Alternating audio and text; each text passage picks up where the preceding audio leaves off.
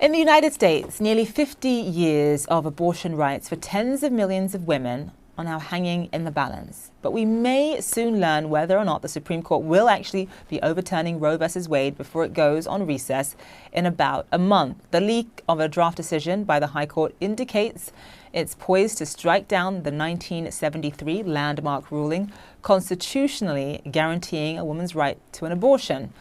And that right isn't just being threatened. At the federal level, Republican-led states across the country are drafting bills to ban or even criminalize abortion as well. The strictest one could go into effect immediately in Oklahoma, where the governor is expected to sign a measure banning abortion at fertilization. It's modeled on a law that took effect in Texas in September. Time now for The Exchange, where we look at the outcry over the Supreme Court's potential plans. Ever since its draft opinion was actually leaked, high-profile celebrities such as Amy Schumer, Mark Ruffalo have spoken out in support of abortion rights. And among them, Dakota Johnson, star of the 50 Shades of Grey film series.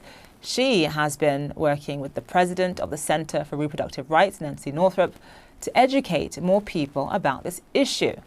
Earlier, I spoke with both of them and asked them about the possibility that the Supreme Court could overturn Roe v. Wade. Take a listen. No one should be forced to have a child, regardless of their circumstances, and no one should be forced to resort to unsafe methods of having an abortion. I really believe that I believe in reproductive freedom. Just in terms of the reaction to this, I mean, obviously people have been outraged, people have been angered, deeply, deeply upset by this. We're hearing that protesters are heading to outside the homes of conservative Supreme Court justices. But what is the right way for people to channel their anger and to challenge this in the most constructive way? Dakota, your thoughts? I think it's a lot about shifting the narrative. I think it's about normalizing the conversation around abortion. And I think it's about people getting out and voting in state to state in all levels of elections for candidates who are pro-choice. And Dakota, Roe v. Wade is just one pillar of the conversation surrounding women's rights. What do you think that Hollywood can do to really try to champion gender diversity and really what women have to offer our society? I think Hollywood can tell more true stories, more accurate stories about women, about being a woman in society, about being a mother in society, and the trials and tribulations, the real truth of it, the fear, the complexities. I think we've seen so many idolized women on screen, and I would love to start seeing more of reality, women that I can really connect to and relate to.